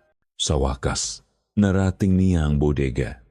Ang pinto ay bukas at sa loob, ang eksena ay mas masahol pa kaysa sa una niyang nakita. Ang mabihak mula sa baryo ay nakaluhot sa isang bilog, umiyak at nagdarasal. Sa gitna, may isang altar na gawa sa mabutong ngayop at nakatayo sa tabi nito, naghihintay si Rudy. Hindi na siya ang lalaking nakapolo shirt. Ang kanyang anyo ay nagbago. Mas matangkat siya. Ang kanyang balat ay mas maputla at ang kanyang mata ay dalawang nagbabagang pula. Ang kanyang makuko ay mahahaba at itim. Ang kanyang bibig, kapa siya ngumingiti, ay nagpapakitang dalawang hanayng matutulis na ngipin. Ito ang anyo ngang isang danak. Sa wakas, sabi ni Rudy, ang boses niya ay isang halong paganga at pagkasabik. Dumating ka na, aking reyna. Tignan mo, inihanda ko na ang iyong alagat, ang iyong kaharian. Hindi ako rin ang kahit sino, sagot ni Sarah. Ang kanyang boses ay malamig na parang yelo. Tumawa si Rudy. Talaga, tignan mo ang iyong sarili. Ang iyong mata, ang iyong lakas. Nararamdaman mo ang gutom, hindi ba? Iyan ang ating dugo. Iyan ang iyong tunay na pagkatao. Huwag mo ng labanan. Pinatay mo ang lola ko. Isang kinakailangang sakripisyo, sabi ni Rudy. Isang lumang dahon na kailangang malagas para sumibol ang bago. Siya ang kulungan mo. Pinalaya lang kita. Pinalaya mo ang isang bagay na pagsisisihan mo. Sa isang sigaw, sumugot si Sarah. Ang labanan nila ay isang sayaw ng kamatayan. Ang bilis at lakas ni Sarah, na galing sa natutulo na dugong ang babaan, ay nakakagulat. Ngunit si Rudy ay mas matanda, masanay at mas malupit. Ang kanyang bawat galaw ay may bigat ngang daan-daang taong karanasan sa pagpatay. Nakpalitan sila ngang masuntok at kalmot na kayang dumuro ang buto. Ang tunong ngang kanilang labanan ay umalingaw-ngaw sa buong bodega. Si Sarah ay nakakuhang mahiwa at sugat. Ngunit ang sakit ay tila panggatong lamang sa kanyang galit. Nagawa niyang saksakin si Rudy sa balikat gamit ang patalim. At umungol ito sa sakit. Ang pinahalong banal na tubig at dugong babaan ay may epekto. Ngunit hindi sapat. Sa isang mabilis na kilos, nahuli ni Rudy ang kanyang braso, pinilipit ito at sinampal siya ng malakas. Bumaksa si Sarah sa lupa. Bago pa siya makabangon, dinaganan na siya ni Rudy. Ang bigat nito ay parang isang bundok. Ginigipit niya ang leg ni Sarah gamit ang isang kamay, habang ang isa ay nakataas. Ang makuko ay handang bumabaon. Naramdaman ni Sarah ang pagkawala ng hangin. Ang kanyang paningin ay nagsimulang magdilim sa mga gilid. Nakikita mo, bulong ni Rudy sa kanyang tainga. Ang hininga nito ay amoy lumang dugo. Kahit gaano kakalakas, ako pa rin ang iyong Panginoon. Tanggapin mo na, isuko mo na ang iyong sarili sa akin. At maga, tanggapin mo na. Isuko mo na ang iyong sarili sa akin. At maghahari tayong magkasama. Tinitigan ni Rudy ang kanyang leg. Ang kanyang ngapangil ay dahan-dahang lumalabas. Handa para sa kagat na magseselyo sa kanyang kapalaran, ang kagat na mag-ugnay sa kanya kay Rudy magpakailanman. Ngayon, kumaralgal ang boses ni Rudy. puno ng tagumpay. Ikaw ay magiging akin habang ang buhay ay unti-unting nawawala sa kanya. Habang ang kadiliman ay lumalamon sa kanyang paningin, isang huling imahe ang pumasok sa isip ni Sarah. Ang mukha ang kanyang lola, ang duguan nitong labi, ang huling habilin. Huwag kang magpadala sa dilim. Gamitin mo ito. Gamitin mo ito. Sa puntong iyon, isang bagay sa loob ni Sarah ang tuluyang nabasag. Ang manipis na hiblang sangkatauhan na kanyang pinanghahawakan. Ang pilit niyang pagkontrol sa halimaw sa loob, binitawan niya ito. Kung hindi niya kayang talunin ang dilim gamit ang liwanag, marahil ay kailangan niyang talunin ang dilim gamit ang isang mas malalim, mas matandang kadiliman. Hindi na siya lumaban. Sa halip tumigil siya. Nagrelax siya. Tinanggap niya ang lahat. Ang galit, ang sakit, ang pagdadalam hati, at higit sa lahat, ang gutom, ang sumpa na dumadaloy sa kanyang naugat. Naramdaman ni Rudy ang pagbabago. Ang katawan sa ilalim niya ay tumigil sa pagpupumiglas. Ngumisi siya. Ayan, mabuti. Ngunit nang ibaba niya ang kanyang mukha para kumagat, biglang nakdilat ng mamata si Sarah. Hindi na ito ang mga mata ng isang babae. Ang maito ay dalawang hukay ng purong. Itim na kawalan na may isang maliit na pulang tuldo na nagniningas sa gitna. Isang itim na mas madilim pa kaysa sa gabi. Isang itim na nangangakong walang hanggang gutom. Isang enerhiya ang biglang bumukso mula kay Sarah.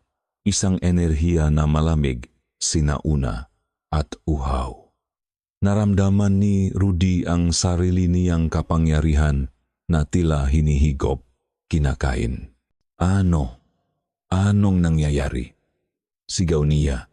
Sinusubukang bumitaw, ngunit huli na. Ang mga kamay ni Sarah, na kanina'y mahina, ay biglang humigpit sa kanyang mabraso na parang maposas na bakal. Ang kanyang makuko ay humaba, hindi lang basta tumulis, kundi naging itim na parang obsidian at bumaon sa laman ni Rudy. Sabi mo, gusto mo ang dugo ko? Bumulong si Sarah, at ang boses niya ay hindi na kanya. Ito ay isang tinik na may dalawang tono. Isang halong boses ng babae at ng isang malalim, kumakaluskos na tunog. Kung gayon, tikman mo. Hindi siya ang kumagat. Isinupsop ni Sarah ang kanyang muha sa balikat ni Rudy sa mismong sugat na ginawa ng kanyang patalim kanina. At kumagat siya, isang sigaw na hindi pang tao ang kumawala mula kay Rudy. Isang sigaw ng hindi kapanipaniwalang sakit at takot. Hindi ito ang sakit ng isang ordinaryong kagat. Nararamdaman niya ang kanyang esensya, ang kanyang lakas, ang kanyang buhay na hinihigop mula sa kanya sa isang nakakakilabot na bilis. Ang babaan ay hindi lang isang lahi. Ito ay isang apex predator. At ang pinakamatinding kapangyarihan nito ay hindi ang lakas o bilis. Ito ay ang kakayahang ubusin ang kapangyarihan ng ibang aswang. Ang proseso ay mabilis at brutal. Ang malaking katawan ni Rudy ay nagsimulang mangisay, pagkatapos ay mangulubot na parang isang pasas. Ang balat niya ay natuyo, ang kanyang makalamnan ay nawala, hanggang sa ang natira na lang ay isang tuyot na balat na nakabalot sa mga buto. Ang kanyang gamatang nakbabaga ay unti-unting namatay, nakiwan ng dalawang walang lamang butas. Sa huling sandali, bago ang kanyang kamalayan ay tuluyang naglaho, naunawaan ni Rudy ang kanyang pagkakamali. Hindi siya naghahanap ng reyna para sa kanyang lahi. Ginising niya ang isang mas matandang Diyos para maging sarili niyang katapusan. Nang bumaksak ang tuyot na bangkay ni Rudy sa sahig, tumayo si Sarah. Ang kanyang pagbabago ay kumpleto na. Ang katahimikan na pumalit sa sigaw ni Rudy ay isang katahimikang mabigat at punong takot. Ang mga natitirang tauhan ni Rudy na nakasaksi sa karumal-dumal na pagkamatay ng kanilang pinuno ay nanigas. Ang kanilang mautak na kalahating tao at kalahating halimaw ay hindi kayang iproseso ang kanilang nakita. Ang nilalang na dapat nilang sambahin bilang reyna ay ang mismong demonyo na kumain sa kanilang Diyos. Dahan-dahang lumingon si Sarah. Ang kanyang muha ay may bahit ng maitim na dugo ni Rudy. Ang kanyang mata na ngayon ay bumabalik na sa normal ngunit may bakas pa rin ng kadiliman ay tumingin sa kanila isa-isa. Hindi niya kailangang magsalita. Sa isang hindi may paliwanag na senyas, nakawatak-watak sila, tumakbo sila sa iba't ibang direksyon, papalayo sa bodega, papalayo sa baryo, papalayo sa nilalang na iyon. Ang kanilang takot ay mas malakas pa kaysa sa kanilang artipisyal na katapatan. Ang mabiyak mula sa baryo na nakaluhot pa rin ay nakatingin sa kanya na may pinahalong takot at pagkamangha. Nakita nila ang kanilang tagapagligtas, ngunit ang anyong kaligtasang iyon ay mas nakakatakot pa kaysa sa kanilang mamananakop. Hindi sila pinansin ni Sarah. Lumabas siyang bodega at huminga sa hangin ng gabi. Ang lakas na dumaloy sa kanya mula kay Rudy ay unti-unting humuhupa. Nag-iwan ng isang pakiramdam ng pagod at isang malalim, nakakaguwang na pag-isa. Tumingaw siya. Sa kalangitan, nakita niya ang aninunang tik-tik, paikot-ikot sa itaas. Nagtama ang kanilang nga mata ang mata ng babaan at ang mata ng tik-tik. Walang salitang namagitan, ngunit mayroong isang pag-unawa, isang pagkilala. Ang tik-tik ay nagbigay ng isang huling, matinis na huni bago lumipat pabalik sa kadiliman ng tubuhan. Ibinabalik ang gabi sa nararapat nitong katahimikan. Bumalik si Sarah sa kanilang bahay. Ang katawan-tauhan ni Rudy ay nandun pa rin, ngunit wala na siyang pakialam. Ang tanging mahalaga ay ang nakahandusay sa sahig. Nilapitan niya ang kanyang lola. Maingat niyang inayos ang buhok nito. Pinunasan ang dugo sa labi nito, ang galit ay wala na. Ang natira na lang ay isang malalim, tahimik na kalungkutan. Tapos na po, Lola, bulong niya. Sana mapatawarin niyo ako. Niyakap niya ang malamig na katawan sa huling pagkakataon. Lumipas ang ilang linggo. Ang baryo San Judas ay unti-unting bumabalik sa dati. Ngunit may isang sugat na hindi na maghihilom. Ang gabing ang Biyernes Santo ay naging isang madilim na alamat, isang kwentong ibubulong na lamang sa mga susunod na henerasyon. Ang nawawalang tao ay idineklarang biktima ng isang sindikatong bigla na lang naglaho. Walang sinuman ang nangahas na sabihin ang totoong nangyari. Si Lola Magda ay inilibing sa likod ng kanilang bahay, sa ilalim ng isang malaking puno ng sampalok, ayon sa kanyang huling habilin na nakasulat sa isang lumang papel. Si Sarah ang nag-asikasong lahat, gumagalaw na parang isang anino sa gitna ng nagluluksa. Hindi na siya umiyak, tila naubos na ang kanyang maluha. Wala nang nagtangkang bumalik sa Maynila. Ang kanyang magulang ay dumalaw, umiyak, at nag-alok na isama siya, ngunit tumanggi siya. Dito ang bahay ko, sabi niya sa kanila. May kailangan akong bantayan. Hindi nila naintindihan. Ngunit nakita nila ang pagbabago sa kanyang mamata. At hindi na sila nakpumilit. Ang buhay ay nagpatuloy. Ngunit ang mga gabi sa San Judas ay nakbago. Isang gabi, si Aling Nelia, na hindi pa rin makatulog ng mahimbing simulang gabing iyon, ay napadungaw sa kanyang bintana. May narinig siyang isang kakaibang tunok. Tumingin siya sa direksyon ng bahay ni Magda. Dun, sa ibabaw ng bubong, sa ilalim ng maputlang liwanag ng buwan, may isang figurang nakatayo. Nakatayo ito na parang isang gargoyle, binabantayan ang buong baryo. Ang hangin ay nililipat ang mahaba nitong buhok. Ang figura ay lumingon, na parabang naramdaman nitong may nakatingin. Sa isang iglap, naktama ang kanilang mga mata. Sa ilalim ng sinak ng buwan, nakita ni Aling Nelia ang mata ni Sarah na kumikinang, na may mahinang, mapulang liwanag. Mabilis na isinara ni Aling Nelia ang kanyang bintana. Ang puso'y dumadagundong. Naktalukbong siyang kumot, nanginginig at nagsimulang magdasal ng rosaryo ng paulit-ulit. Naunawaan niya sa sandaling iyon. Ang baryo ay nawalan ng isang albularyo ngunit nakaroon ito ng isang bagong tagapagbantay. Isang tagapagbantay na mas nakakatakot kaysa sa anumang tiktik sa tubuhan. Sa labas sa katahimikan gabi, isang pamilyar na tunog ang muling narinig. Tik-tik-tik. Ngunit ang tunog ay hindi na nakmumula sa direksyon ng tubuhan.